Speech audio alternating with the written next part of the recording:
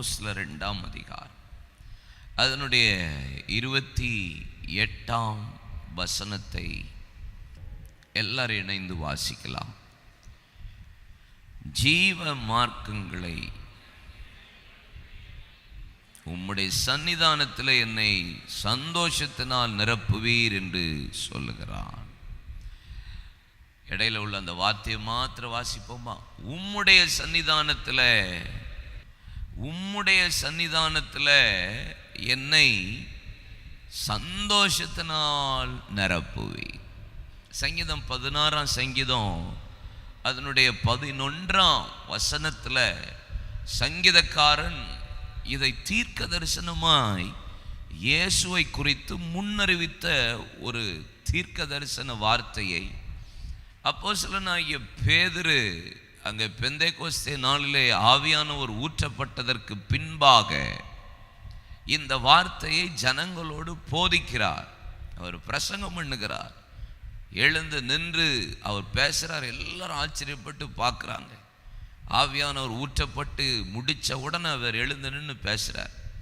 இந்த பிரசங்கத்தை கேட்ட உடனே தான் ஜனங்கள் இருதயத்தில் குத்தப்பட்டு, ஆண்டவன்மாரே நான் என்ன செய்யணும் அப்படின்னு கேட்டபோது தான் இந்த பொல்லாத உலகத்தை விட்டு நீங்கள் பிரிந்து நீங்கள் மனம் திரும்பி ஞானஸ்நானம் எடுங்கள் சொன்னதுக்கப்புறம் ஒரு பெரிய அறுவடையை கர்த்தர் சபைக்குள்ள ஒரு 3000 பேர் ரட்சிக்கப்பட்டு அன்னைக்கு இந்த பிரசங்கத்தில் தான் ஆண்டவர் சபையை நிரப்ப பண்ணினார் என்று வேதத்தில் சொல்லப்பட்டிருக்கிறார். ஒரு தீர்க்க தரிசனமான ஒரு வார்த்தை. என்ன தீர்க்க தரிசனமான வார்த்தையை தாவீது சொல்றாரு? அங்கே சங்கீதம் 16:11 ஜீவ மார்க்கத்தை எனக்கு தெரியப்படுத்துவீர், உடைய சமூகத்தில் பரிபூரண ஆனந்தம். ஆமே, எப்படியா? அறக்குறை இல்லை, பரிபூரண ஜாய், ஃபுல் ஒரு ஒரு ஒரு கிளியராக எனக்கு அறக்குறையா இல்லை, பரிபூரணமான ஒரு சந்தோஷத்தை உம்முடைய வலது பாரசத்தில் நித்திய பேரின்பம், எவர்லாஸ்டிங் ஜாய், நித்திய சந்தோஷத்தை எனக்கு உண்டு பண்ணுகிறீர் அப்படின்னு சங்கீதக்காரன் இயேசுவை குறித்து சொல்றார். இங்க பேதுரு அதை பேசுறார். இது இயேசுவுக்கு எப்படி சந்தோஷம்?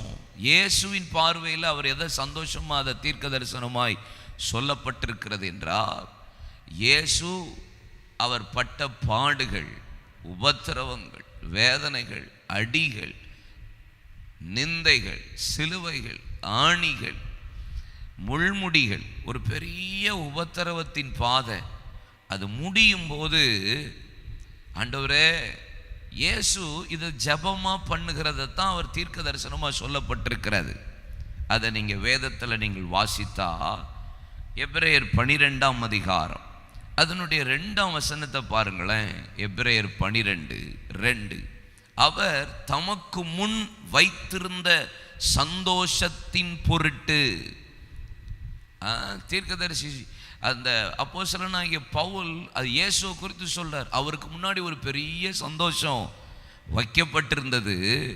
அதை அவமானமாக எண்ணாமல் சிலுவையை சகித்து தேவனுடைய சிங்காசனத்தின் வலது பாரிசத்தில் வீற்றிருக்கிறார். அவருக்கு முன்னாடி ஒரு பெரிய சந்தோஷம் இருந்தது. அதனால தான் அந்த பாடு, உபத்திரவம், போராட்டம், அவமானம், நிந்த, முள்முடி, அடி எல்லாவற்றையும் சிலுவையை சகித்து அந்த பாடுகள் முடிந்த உடனே இயேசுவுக்கு தெரியும் என்ன அவருடைய வலது பாரிசத்தில் உட்கார வைத்து நித்தியமாக என்ன சந்தோஷத்தினால நிரப்ப போறார் பிதா என்பது அவருக்கு நல்லா தெரிந்ததுனால தான் இந்த தீர்க்க தரிசன வார்த்தை சொல்லப்பட்டிருக்கிறது. இந்த மாதம் நமக்கு ஆண்டவர் கொடுக்கிறது. எனக்கு என்ன பர்சனலாக ஆண்டவர் என்னை பலப்படுத்தின வார்த்தை என்பதை நான் சொல்லுவேன். பர்சனலாக 2 நாளைக்கு முன்னாடி ஆண்டவர் இந்த வார்த்தையை எனக்கு கொடுத்தார். அப்போது என்னை பர்சனலாக ஆவியானவர் பேசினார். உன் துக்கெல்லாம் முடியும், உன் பாடு, உன் நிந்த, உன்னுடைய வேதனை, உனக்குரிய சிலுவைகள் ஒருவேளை அப்படியெல்லாம் இருந்துச்சுன்னா இந்த மாதம் உன்னை என்னுடைய சன்னிதானத்தில் கொண்டு வந்து உன்னை சந்தோஷத்தினால் நிரப்புவேன். இது வரைக்கும் நீ படாத சந்தோஷத்தை நான் இந்த மாதம் நான் உனக்கு தருவேன் என்று என்ன பர்சனலாக ஆவியானவர் என்னோடு இடைப்பட்டா. சபைக்கு நான் சொல்கிறேன், இது வரைக்கும் பல பாடுகள், உபத்திரவம், போராட்டம், சில அவமானங்கள், நிந்தைகள், இழப்புகள், வேதனைகள், நஷ்டங்கள் உங்களை தொடர்ந்து துக்கப்படுத்திக்கிட்டே இருந்திருக்கலாம். ஆனால் இந்த 6வது மாதத்தில் கர்த்தருடைய சன்னிதானத்தில் தேவன் கொண்டு வந்து உங்களை சந்தோஷத்தினால் நிரப்புவார். அறகுறை சந்தோஷம் அல்ல, நித்திய பேரின்பம், நித்திய பேரின்பம், பரிபூரண ஆனந்தம், பரிபூரண. ஜெபம் பண்ணுங்க, ஒரு நிமிஷம் ஜெபம் பண்ணுங்க, ஜெபம் பண்ணுங்க, ஜெபம் பண்ணுங்க. Everlasting Joy, everlasting Joy. இந்த உலகம் கொடுக்க கூடாத ஒரு பெரிய சந்தோஷத்தை, இந்த உலகத்தின் பொருள் கொடுக்க கூடாத ஒரு பெரிய பேரின்பத்தை, யாருமே தர முடியாத அந்த மகிமையான சந்தோஷத்தை இந்த மாதம் 6வது மாதம் ஆண்டவர் உங்களுடைய குடும்பங்களிலே, எல்லா சூழ்நிலைகளிலே நீங்கள் கடந்து வந்த எல்லா பாதைகளுக்கு ஈடாக இந்த மாதம் கர்த்தர் நம்மளை சந்தோஷமா நிரப்ப போகிறார். ஏசாயா 35ஆம் அதிகாரம் அதனுடைய 10ஆம் வசனத்தை வாசித்து பாருங்கள். கர்த்தராலே மீட்கப்பட்டவர்கள் திரும்பி ஆனந்த களிப்புடன் பாடி சியோனுக்கு வருவார்கள். நித்திய மகிழ்ச்சி, எவர்லாஸ்டிங் ஜாய், எவர்லாஸ்டிங் ஹாப்பினஸ், நித்திய மகிழ்ச்சி அவர்கள் தலைமையில் இருக்கும். சந்தோஷமும் மகிழ்ச்சியும் அடைவார்கள். எல்லா சஞ்சலமும் தவிப்பும் ஓடி போகும். ஏசாயா 61ஆம் அதிகாரம் 7ஆம் வசனம் இப்படி சொல்லுகிறது, உங்கள் வெட்கத்துக்கு பதிலாக இரட்டத்தனையாய் பலன் வரும். லட்சைக்கு பதிலாக தங்கள் பாகத்தில் எப்படி படுவீங்களா? சந்தோஷப்படுவார்கள். அது நிமித்தம் தங்கள் தேசத்தில் இரட்டிப்பான சுதந்திரம் அடைவார்கள். நித்திய மகிழ்ச்சி அவர்களுக்கு உண்டாகும். சந்தோஷப்படுவார்கள். நித்திய மகிழ்ச்சியை கர்த்தர் தருவாராம். எரேமியா 31ஆம் அதிகாரம் 11 14 வசனம் வரைக்கும் வாசித்து பாருங்கள். கர்த்தர் யாக்கோபை மீண்டும் அவனிலும் பலத்தவனுடைய கைக்கு அவனை நீங்களாக்கி விடுவிக்கிறார். அவர்கள் வந்து சீயோனின் உச்சியில கெம்பீரித்து கர்த்தர் அருளும் கோதுமை, திராட்சரசம், எண்ணெய், ஆட்டுக்குட்டிகள், கன்று குட்டிகள் என்பவைகளாகிய இந்த நன்மைகளுக்காக ஓடி வருவார்கள். அவருடைய ஆத்துமா நீர்ப்பாய்ச்சலான தோட்டங்களை போலிருக்கும். அவர்கள் இனி தொய்ந்து போவதில்லை. அப்பொழுது கன்னிகைகளும் வாலிபரும் முதியோரும் கூட ஆனந்த களிப்பாய் மகிழுவார்கள். நான் அவர்கள் துக்கத்தை சந்தோஷமாக மாற்றி அவர்களை தேற்றி அவர்கள் சஞ்சலம் நீங்க அவர்களை சந்தோஷப்படுத்துவேன். ஒவ்வொரு வார்த்தையும் இந்த மாதம் உங்களுக்கு தீர்க்க தரிசனம்தான். அல்லேலூயா. இது ஒவ்வொரு வார்த்தையும் உங்களுக்கு கர்த்தர் கொடுக்கிற தீர்க்க தரிசனம். 14ஆம் வசனம் போடுங்க. ஆசாரியர்களும் ஊழியக்காரனையும் சொல்றாரு, ஆத்துமாவை கொழுமையானவைகளினால் பூரிப்பாக்குவேன். என் ஜனங்கள் நான் அளிக்கும் நன்மையினாலே திருப்தியாவார்கள் என்று கர்த்தர் சொல்லுகிறார். உபாகமத்தின் புஸ்தகம் 12ஆம் அதிகாரம் 7, 12, 18, 14ஆம் அதிகாரத்தினுடைய 26ஆம் வசனம், 16ஆம் அதிகாரத்தினுடைய 11, 14, 15, 27ஆம் அதிகாரத்தினுடைய 7ஆம் வசனம். இந்த எல்லா வசனத்தையும் நீங்கள் வீட்டில் போய் வாசிங்க நிதானமாக. முடிவில் ஒரு வார்த்தை இருக்கும், அவர் சந்நிதியிலே கொண்டு வந்து அவர்களை சந்தோஷப்படுத்துவார். அவருடைய சந்நிதியில் நீங்கள் சந்தோஷப்படுவீர்களாக.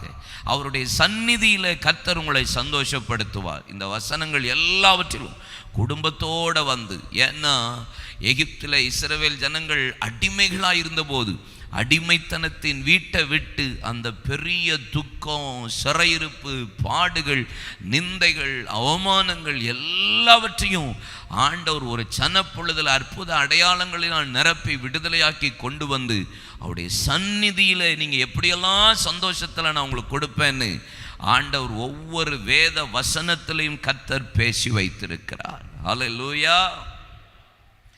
ஆண்டவர் இந்த மாதம் உங்கள் துக்கத்தெல்லாம் மாற்ற போகிறாரு. இந்த வரைக்கும் அப்படி இருந்துச்சுன்னா எவ்வளவு ஹாப்பினஸ் இந்த மாதம். சந்தோஷம், சந்தோஷம் சொல்லுங்க, சந்தோஷம். ஆமென்.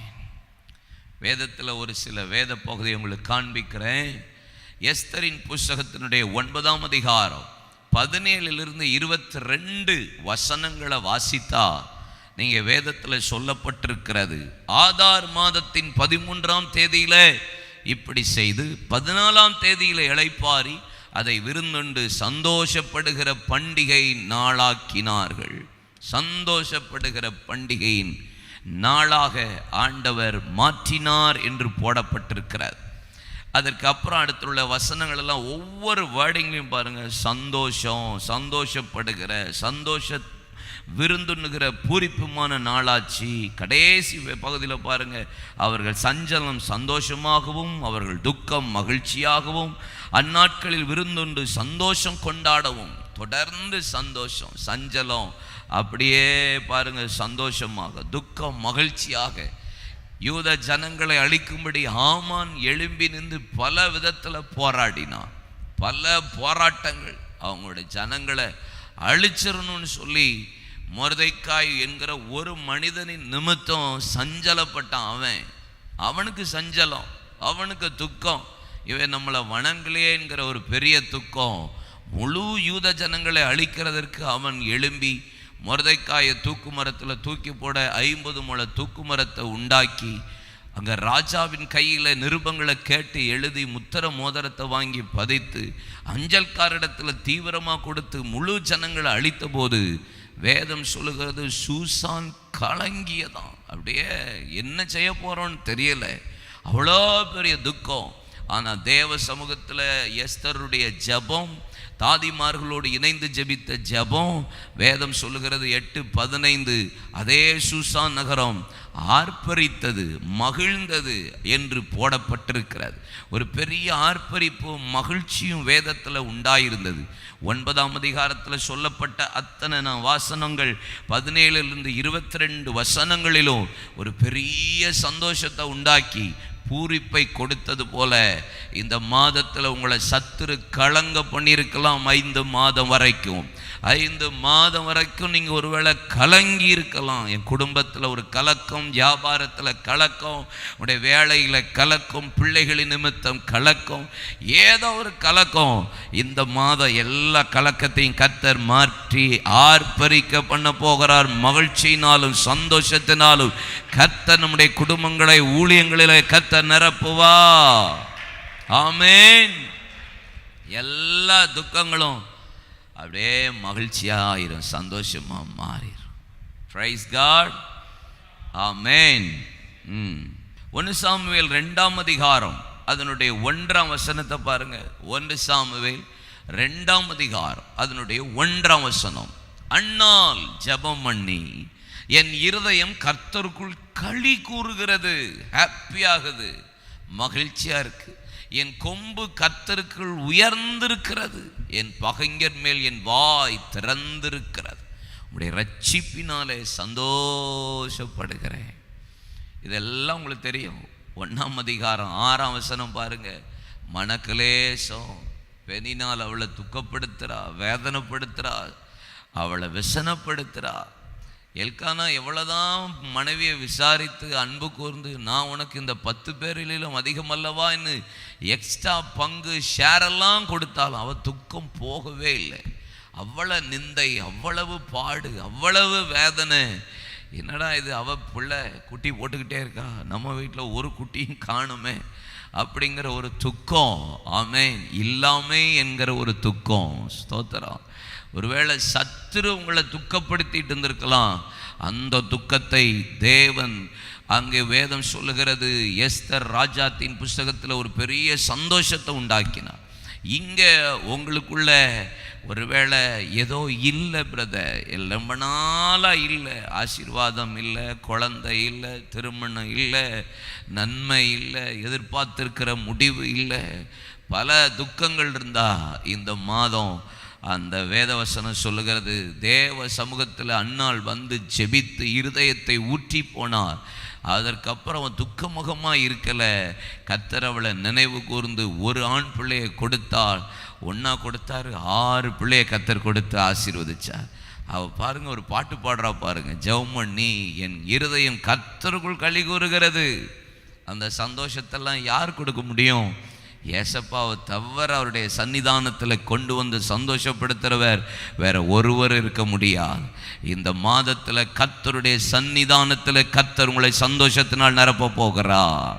ஆமீன் சொல்லுங்களேன். அல்லேலூயா. இது ஒரு விதமான சந்தோஷம். நம்ம துக்கத்தை, நம்ம பாடுகளை, நம்ம உபத்திரவத்தை மாற்றி நம்மளை சந்தோஷப்படுத்துகிறார். கரெக்டா? சில நேரம் நம் நிமித்தம் மற்றவர்களுக்கு ஒரு சந்தோஷத்தை கொடுக்கிற ஆண்டவராக இருக்கிறார். அல்லேலூயா சொல்லுங்க. தானியேல் 6ஆம் அதிகாரம் 23ஆம் வசனத்தை வாசித்து பாருங்க. தானியேல் 6:23. அப்பொழுது ராஜா, தரி ராஜா சொல்றார், அப்பொழுது தரி ராஜா தன்னில் மிகவும் சந்தோஷப்பட்டு, எப்படி அவனுக்குள்ள அவ்வளோ ஒரு ஹாப்பினஸ், தானியேலை கெபியிலிருந்து தூக்கிவிட சொன்னான். அப்படியே தானியேல் கெபியிலிருந்து தூக்கிவிடப்பட்டான். அவன் தன் தேவன் பேரில் விசுவாசித்தமாக இருந்தபடியால் அவனில் ஒரு சேதமும் காணப்படவில்லை. தானியேலின் நிமித்தம் தரி ராஜாவுக்கே ஒரு சந்தோஷம். பிரபுக்களும் பிரதானிகளும் குற்றம் கண்டுபிடிக்கும்படி தானியேலை முகாந்திரம் தேடினார்கள். அவன் உண்மை உள்ளவன் என்று அறிந்தபடினால் ஒரு குற்றமும் அவனை கண்டுபிடிக்க முடியவில்லை என்று 4ஆம் வசனத்தில் சொல்லப்பட்டிருக்கிறது. அதுக்கப்புறம் அவங்க வாசித்த பார்த்தா, எவனாவது ராஜாவை தவிர இந்த நாள் முழுவதும் வணங்காமல் நீங்கள் அவங்களுடைய தேவனை ஆராதிக்காமல் தொழுது கொள்ளாமல் இருக்கணும்னு ராஜா கையில் முத்திர மோதிரத்தை வாங்கி அங்கேயும் ஒரு கையெழுத்தை வச்சு அங்கே கட்டளை பிறப்பிக்கப்பட்டது. 10ஆம் வசனம் சொல்லுகிறது, தானியேலோ வென்றால் பத்திரத்துக்கு முத்திரை வைக்கப்பட்டது என்று அறிந்த போதிலும் இடைவிடாமல் எருசலேமின் பலகனி வழிகாய் பார்த்து தேவ சமூகத்தில் 3 முறை கர்த்தரை நோக்கி ஸ்தோத்திரம் பண்ணி ஜெபம் பண்ணி கர்த்தரை உயர்த்திட்டு இருந்தான். இது தெரிந்தது. தானியேலை சிங்க கபியில போடணும்னு சொன்ன உடனே ராஜாவுக்கு துக்கமாயிற்று, ராஜாவுக்கு விசனமாயிற்று. ராஜா ரொம்ப சஞ்சலப்பட்டார். ஐயோ இப்படி பண்ணிட்டீங்களே.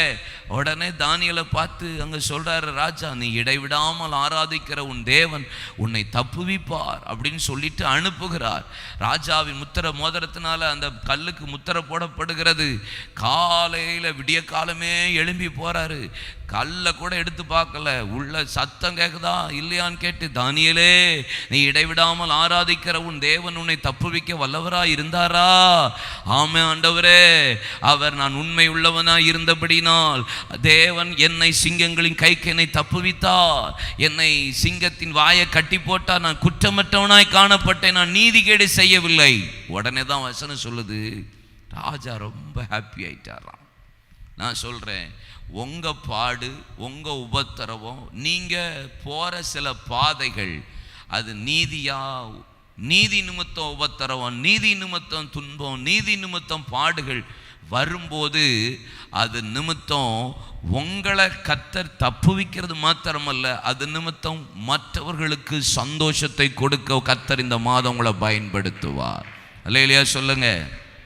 அத புதிய ஏற்பாட்டில் ஆண்டவர் பாருங்க, மத்தேயு 25ஆம் அதிகாரம் அதனுடைய 21, 23 வசனத்தை வாசித்து பார்த்தா அங்க வேதம் இப்படி சொல்லுகிறது. இயேசு சொல்லுகிறார், கொஞ்சத்துல உண்மை நல்லது, உத்தமமும் உண்மையுமான ஊழியக்காரனை கொஞ்சத்துல உண்மையா இருந்தார், அநேகத்தின் மேல் உன்னை அதிகாரியா வைப்பேன், உன் எஜமானுடைய சந்தோஷத்துக்குள்ள பிரவேசி.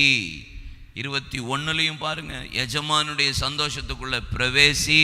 கொஞ்சத்துல உண்மை, உண்மையும் உத்தமமான ஊழியக்காரன். தானியேலுடைய உண்மை உத்தமம் அவனை சிங்க கபியிலிருந்து வெளிக்கொண்டு வந்து இன்னொருனை சந்தோஷப்படுத்துமானா, நீங்க உண்மையும் உத்தமமா இருந்தா நித்திய சந்தோஷத்தை கர்த்தர் உங்களுக்கு தருவார். அல்லேலூயா சொல்லுங்க. வலது கரத்தை உயர்த்தி கர்த்தரை ஸ்தோத்திரம் பண்ணுங்களேன். அவன் பாடு உபத்திரம் உண்மை உத்தமத்தோடு இருந்த போதிலும் சிங்கங்களின் கைக்கு கர்த்தர் அவனை தப்புவித்தார். அது நிமித்தம் தரியு ராஜாவுக்கு ஒரு சந்தோஷம் உண்டாயிருக்குமானா, உண்மை உத்தமமா இருக்கிறவனுக்கு நித்திய சந்தோஷத்தை கர்த்தர் கொடுக்கிறவராக இருக்கிறார். நீங்க எவ்வளவு உண்மை உத்தமமா இருக்கீங்களோ அந்த சந்தோஷத்தை கர்த்தர் இந்த மாதம் தரப்போகிறார். ஆமென் சொல்லுங்க. அல்லேலூயா. எவ்வளோ சந்தோஷம் இருக்கிறதுலே. அதுதானே இருக்கிறதுல தி பெஸ்ட் பிளஸ்ஸிங் என்னன்னு என்கிட்ட அடிக்கடி யாரு கேட்டாலும் சொல்லுவேன், சமாதானம், சந்தோஷம். The best blessing. அதை விட உலகத்தில் வேற என்ன இருக்கு இல்லை? சரி, இந்த சந்தோஷம் எப்படி வரும்? என்ன செஞ்சால் வரும் இருக்குல்ல? இல்லை பாடுகள் எல்லாம் இருக்குது, அதெல்லாம் முடித்தா தானே பிரதர் சந்தோஷம். அப்படி தானே இருக்குது. நெகேமியாவின் புஸ்தகம் 8ஆம் அதிகாரம் 17ஆம் வசனம். நெகேமியா 8:17. இந்த பிரகாரமாக சிறையிருப்பிலிருந்து திரும்பி வந்தவர்களின் சபையார் எல்லாரும் கூடாரங்களை போட்டு கூடாரங்களில் குடியிருந்தார்கள். இப்படியே நூனின் குமாரனாகிய யோசுவாவின் நாட்கள் முதல் அந்நாள் மட்டும் இஸ்ரவேல் புத்திரர் செய்யாதிருந்து இப்பொழுது செய்தபடியால்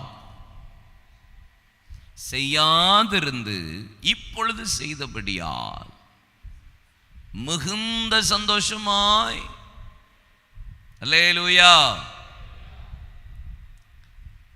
அலங்கம் கட்டி முடிச்ச உடனே நியாயப்பிரமாண புஸ்தகத்தை எடுத்து நெகேமியா வாசிக்கிறார்.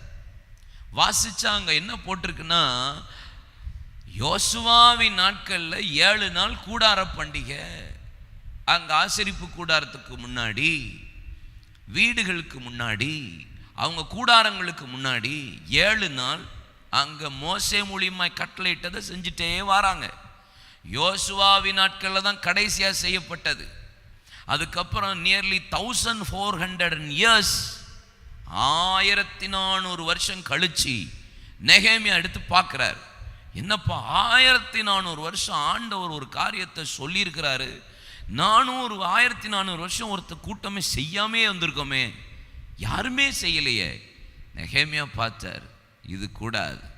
Immediate action. எல்லாரும் வீட்டுக்கு முன்னாடி, உங்க வீட்டுக்கு மேலே 14ஆம் வசனத்திலிருந்து பாருங்க. உங்க வீட்டுக்கு முன்பாக, உங்க வீட்டுக்கு மேலே, ஆலயங்களுக்கு முன்பாக அவர்கள் 7 நாள் கூடார பண்டிகை, கூடாரம் போட்டு கூடார பண்டிகை அனுசரித்தார்கள். அவர்கள் செய்யாதிருந்ததை செய்தபடியா மிகுந்த சந்தோஷம் உண்டாகி, 18ஆம் வசனம் சொல்லுகிறது, தினந்தோறும் தேவ சமூகத்தில் வசனம் வாசிக்கப்பட்டது, அது விசேஷித்த ஆசரிப்பாய் மாறியது என்று வேதம் சொல்லுகிறது. இந்த மாதம் ஆண்டவர் நம்மளை சந்தோஷத்தினால நிரப்ப போகிறார். அவருடைய சன்னிதானத்தில் கொண்டு வந்து நிரப்ப போகிறார். உங்க வாயை நகைக்க பண்ண போகிறார். உங்க துக்கங்களை சந்தோஷமாய் மாற்ற பண்ண போகிறார். ஆனால் அந்த சந்தோஷம் வரணும்னா செய்யாதிருந்ததை நீங்கள் செய்தால், முந்தி செஞ்சது இப்ப செய்யல, அதை மீண்டும் செய்ய ஒப்பு கொடுத்தா. ஒரு காலத்தில் இப்படி பிரதிஷ்டம் பண்ணுறத, அந்த பிரதிஷ்டையை இப்போ மறந்துட்டேன், திரும்பி அந்த பிரதிஷ்டையை செய்ய ஆரம்பித்தால். ஒரு காலத்தில் இப்படி ஊழியம் செஞ்சேன் பிரதர், ரட்சிக்கப்பட்ட புதுதில் இப்படி ஓடிட்டு இருப்பேன், இப்போ செய்யலை, திரும்பி செஞ்சால். ஒரு நேரம் இவ்வளோ நேரம் ஜெபம் பண்ணுவேன் பிரதர், இப்போ ஜெபிக்கிறது இல்லை. ஒன் மோர் டைம் ஜெபிக்க ஆரம்பித்தால். ஒரு நேரம் டைமே இல்லாமல் வேத புத்தகம் வாசிட்டே இருப்போம் பிரதர், இப்போ வாசிக்கிறதே இல்லை. இப்போ வாசிக்க ஆரம்பித்தா. ஒளியெல்லாம் ஓடி ஓடி செஞ்ச நாட்கள்லாம் உண்டு பிரதர், இப்போ செய்யலை, திரும்ப செய்தார். எதெல்லாம் செய்யாததெல்லாம் செய்யாமல் விட்டீங்களோ, மீண்டும் செய்ய இந்த புதிய மாதம் உங்களை ஒப்பு கொடுங்கள். மிகுந்த சந்தோஷம் உண்டாயிருக்கும். மிகுந்த சந்தோஷம். அவருடைய சன்னிதானத்தில் கொண்டு வந்து உங்களை சந்தோஷத்தினால் நிரப்புவார். செய்யாத காரியங்கள், ஆண்டவர் சொன்னதெல்லாம் இன்னும் செய்யலையா? இன்னும் பைபிளில் எவ்வளோ காரியங்கள் அவர் நமக்கு எழுதி கொடுத்து சொல்லியிருக்கிறார். இன்னும் எவ்வளோ செய்யாமல் இருக்கோம். எவ்வளோ பரிசுத்தவான்கள் கடைபிடித்ததை இன்னும் கை கொள்ளாமல் இருக்கோம். ஜெபிக்க வேண்டிய அளவு, கொடுக்க வேண்டிய அளவு, செய்ய வேண்டிய அளவு, ஊழியம் பண்ண வேண்டிய அளவு இன்னும் நான் பண்ணாமல் செய்யாமல் இருப்பேன். ஆனால் மீண்டும் இந்த ஜூன் மாதம் செய்ய என்னை நான் ஒப்பு கொடுக்கிறேன். என் சந்தோஷம் நித்திய சந்தோஷமா இருக்கும். மிகுந்த சந்தோஷம் உண்டாயிருக்கும். ஆமென். செய்வீங்களா? செய்ய அர்ப்பணிப்பீங்களா? கர்த்தர் சொல்றார். யோவான் 15ஆம் அதிகாரம் 10-11 வசனம். எப்போ சந்தோஷத்தை கர்த்தர் தருவார்? எப்பொழுது எனக்கு அந்த சந்தோஷம் உண்டாயிருக்கும்? நான் என் பிதாவின் கற்பனைகளை கைக்கொண்டு அவருடைய அன்பிலே நிலைத்திருக்கிறது போல நீங்களும் என் கற்பனைகளை கைக்கொண்டிருந்தால் என்னுடைய அன்பிலே நிலைத்திருப்பீர்கள். என்னுடைய சந்தோஷம் உங்களில் நிலைத்திருக்கும்படி, உங்கள் சந்தோஷம் நிறைவாயிருக்கும்படி இவைகளை உங்களுக்கு சொன்னேன். அவர் சந்தோஷம் நமக்குள்ள நிறைவாயிருக்கும்படி, நிலைத்திருக்கும்படி, உங்கள் சந்தோஷம் அப்படி ஃபுல்ஃபில்லா மாறும்படி உங்களுக்காக இதை சொல்லியிருக்கேன்ப்பா. என்ன செய்யணும்? Just love. 10வது என்ன சொல்லுகிறது? கற்பனைகளை கை கொள்ளுங்க, அன்பில் நிலைத்திருங்க. அல்லேலூயா. அன்பு சகலத்தையும் தாங்கும், நம்பும், சகிக்கும். அன்புக்கு பொறாமை இல்லை, தன்னை புகழாது, தற்பொழிவு நாடாது, சினங்கொள்ளாது, தீங்கு நினையாது, அநியாயத்தில் சந்தோஷப்படாது, சத்தியத்தில் சந்தோஷப்படும். கடைசி காலத்தில் எல்லாம் அழிஞ்சு போகுமா? எதெல்லாம் அழியாதான்? நம்பிக்கை, அன்பு. இம்மூன்று, இவைகளில் அன்பே பெரியது. அன்பை பற்றி நம்ம பேசுவோம், அன்பை பற்றி பாடுவோம், எல்லாம் செய்வோம். ஆனால் அதில் நிலைத்து இருக்கிறதுக்கு தான் கொஞ்சம் ஸ்ட்ரகிள் ஆகுது இல்லை? நம்ம அன்பிலே குறை உள்ளவர்கள் தான். ஏசப்பாவை கம்பேர் பண்ணும்போது நம்ம யார் அன்பில்? ஏசப்பாவுடைய அன்பின் லெவல் என்ன? இது இந்த இடம் இருக்கலாம், இந்த இடம் இங்கேருந்து ஒரு பொருள் இங்கிட்டு போகுமா? இங்கேருந்து அங்கேருந்து வேணால் இங்கே ஒரு பொருள் வரும். இங்கேருந்து போமா? போக தள்ளி தான் விடணும். தள்ளி தள்ளி தள்ளி விட்டு இங்கே கொண்டு நிப்பாட்டிட்டு ஒரு அடை கொடுக்க வேண்டியிருக்கும். ஒரு பொருளை கொடுத்தா தான் அது நிற்கும். கரெக்டு தானே? இதுதான் ஏசப்பா அன்பு. இங்கே இருக்குன்னா நம்ம அன்பை இன்னும் தள்ளி தள்ளி தள்ளி கொண்டு போய் நிப்பாட்ட தான் வேண்டியிருக்கும். கொஞ்சம் விட்டுட்டோன்னா ஏன்னா சத்துருவலை ஸ்நேகிக்க சொல்கிறாரு, சபிக்கிறவங்களெல்லாம் ஆசீர்வதிக்க சொல்கிறாரு, நிந்திக்கிறவர்களுக்காக, துன்பப்படுத்துறவர்களுக்காக, உங்களை உபத்திரவப்படுத்துறவர்களுக்காக, உங்களை கேவலமாக பேசுகிறவங்களுக்காக, உங்களை என்னென்னமோ சொல்கிறவங்கள நல்லா ப்ளஸ் பண்ணுப்பா அப்படின்றார். எம்மோ இது எனக்கு கொஞ்சம் கஷ்டமாக இல்லை இருக்குது. என் அன்பிலே நீங்கள் நிலைத்திருந்தால் உங்களுக்கு சூப்பர் ஹாப்பினஸை கர்த்தர் தருவேன்றாரு. இந்த கற்பனை அவர் 10 கொடுத்தாரு, நம்மால் 2 ஆக்கிட்டார். உன்னிடத்தில் அன்பு கூறுகிறது போல நீரும் பிறடத்தில் அன்பு கூறு. ஆமா, முடியுதா உங்களால? நம்மளால அது முடியுமான்னு? எங்க முடியுது? இந்த ஆளை பார்த்தவொடனே தான் படபடன்னு ஆயிடுது நமக்கு. பார்த்த உடனே தான் ஜெபம்லாம் வேற மாதிரி ஆயிடுது. இவனை தூக்குங்க ஆண்டவரே முன். அல்லேலூயா. ஆனா பாட்டு அன்பு கூறுவே இன்னும் அதிகமாயின்னு சஸ்டைன்ல வேற பாடுறோம் நம்ம.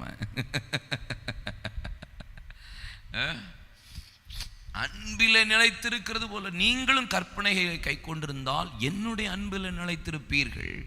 இது பிரதான கற்பனை இல்ல?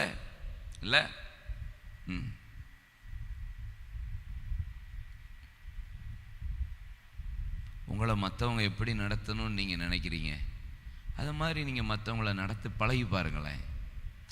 இந்த மாதம் கொஞ்சம் ட்ரை பண்ணுங்க. என்ன கிறிஸ்தவ ஜீவியம் பழைய ஏற்பாடு கஷ்டன்றாங்க, புதிய ஏற்பாடு ரொம்ப டஃப்பு. அன்புன்ற ஒரு வார்த்தையிலே அவ்வளோ பேரும் ஃபெயில் ஆயிடுவோம். நீங்களாம் பாஸ் ஆயிடுவீங்களோ? மாதிரி சைஸா உட்காந்துட்டு இருக்கீங்களே. அன்புங்கிற ஒரு வார்த்தையிலே அடிபட்டுரும் அவ்வளோ பேருக்கும். ஓங்கி அடிச்சார்னா என்ன ஆகும்? அதுக்கப்புறம் எழும்பவே முடியாது. எங்க அன்பு கூற? நம்மகிட்ட இருக்கிற அன்பெல்லாம் எல்லாம் மாய்மால அன்பு, தேவைக்காக அன்பு, பார்த்தா பல்லகாட்டுற அன்பா தானே இருக்குது. சொல்லுங்களேன், மாப்பிள்ளைகிட்டே சிரிச்சு பேசினா ஏதோ வாங்க போறோம் தானே அர்த்தம். ஹல்லேலூயா. சொல்லுங்க. என்னப்பா? சரி, அன்பில் வளருவோனே. அன்பில் கிறிஸ்துவம் என்றாலே லவ் தானே. அவருடைய கற்பனை என்ன? ஒரு பாரத்தை ஒருவர் சுமந்து இப்படியே கிறிஸ்துவின் பிரமாணத்தை நிறைவேற்றுங்கள். அன்பின் பிரமாணம், கிறிஸ்துவின் பிரமாணம். இந்த பிரமாணத்தெல்லாம் நம்ம கை கொண்டு அன்பில் நிலைத்திருந்தால்தான் ஆண்டவர் சொல்கிறாரு, என் சந்தோஷம் உங்களுக்குள்ளே இருக்கும். இல்லைன்னா அந்த சந்தோஷம்லாம் எம்டி தான், அப்படி வந்துட்டு போகும். நம்ம சந்தோஷம் பொருள் வந்தால் வரும் சந்தோஷம், சில சந்தோஷம் அப்படி தான் இருக்கும். ஆனால் எல்லா நித்திய சந்தோஷத்தை கர்த்தர் கடைசியாக ஒன்று சொல்கிறேன். யோவான் 16ஆம் அதிகாரம் 20 24 வசனங்களை வாசித்து பாருங்கள். சுவிசேஷ வாக்கியம். ஆனால் ஆண்டவர் ஒரு பெரிய சத்தியத்தை சொல்லி கொடுக்குறார். மெய்யாகவே மெய்யாகவே நான் உங்களுக்கு சொல்லுகிறேன். ஆண்டவர் ஒரு வார்த்தையை மெய்யாகவே சொல்லுகிறேன்றதை விட மெய்யாகவே 2 தடவை சொன்னான்னா அது ரொம்ப முக்கியம்னு அர்த்தம். என்ன? ரொம்ப முக்கியம்னு அர்த்தம். மெய்யாகவே மெய்யாகவே நான் உங்களுக்கு சொல்லுகிறேன், நீங்கள் அழுது புலம்புவீர்கள், உலகமோ சந்தோஷப்படும். நம்ம அழும்போது, நம்ம துக்கப்படும் போது, நம்ம கண்ணீர் விடும்போது உலகமே என்ன செய்யும்? சந்தோஷம். இந்த உலகம் அப்படிதான். இந்த உலகம் அப்படிதான். யானை ஒருத்தனை மிதிக்குதுங்க, அவன் வீடியோ தான் எடுக்கிறான். ஒருத்தன் ஆக்சிடென்ட் ஆகுது, அவன் வீடியோ தான் எடுக்கிறான். உயிருக்கு போராடிக்கிட்டு இருக்கான், வீடியோ எடுக்கிறதுக்கு தான் இன்னைக்கு உலகம் இருக்கு. அப்டேட் பண்ணுறோம் அப்படின்ட்டு. என்ன பொல்லாத உலகமும் ஆயிடுச்சு தெரில. என்ன சொல்லுங்க? துக்கப்படுவீர்கள், சந்தோஷம், அழுது புலமை. உலகம் சந்தோஷப்படும், உலகம் சந்தோஷப்படும். உலகம் நம்ம துக்கப்படும் அப்படின்னு தான் பார்க்கும், நம்ம துக்கத்திலெல்லாம் ஷேர் பண்ணாது. ஆனால் பைபிளில் அந்த வசனம் பாருங்க. ஸ்திரீயானவள் பிரசவ காலம் வந்திருக்கும் போது அவள் துக்கமடைகிறாள். பிள்ளை பெற்ற உடனே ஒரு மனுஷன் உலகத்தில் பிறந்தான் என்கிற சந்தோஷத்தினால் அப்புறம் உபத்திரவத்தை நினையாள். முதல்ல துக்கம். அதுபோல நீங்கள் இப்பொழுது துக்கம் அடைந்திருக்கிறீர்கள், நான் மறுபடியும் உங்களை காண்பேன், அப்பொழுது உங்கள் இருதயம் சந்தோஷப்படும், உங்கள் சந்தோஷத்தை ஒருவன் உங்களிடத்திலிருந்து எடுத்து போட மாட்டான். 23 அந்நாளில் நீங்கள் என்னிடத்தில் ஒன்றும் கேட்க மாட்டீர்கள், மெய்யாகவே மெய்யாகவே நான் உங்களுக்கு சொல்லுகிறேன், நீங்கள் என் நாமத்தினாலே பிதாவினிடத்தில் கேட்டுக்கொள்கிறது எதுவோ அதை அவர் உங்களுக்கு தந்தருளுவார். இதுவரைக்கும் நீங்கள் என் நாமத்தினாலே ஒன்றும் கேட்கவில்லை, கேளுங்கள் கேளுங்கள், அப்பொழுது உங்கள் சந்தோஷம் நிறைவாயிருக்கும்படி பெற்றுக்கொள்வீர்கள். எழுந்திருப்போம்.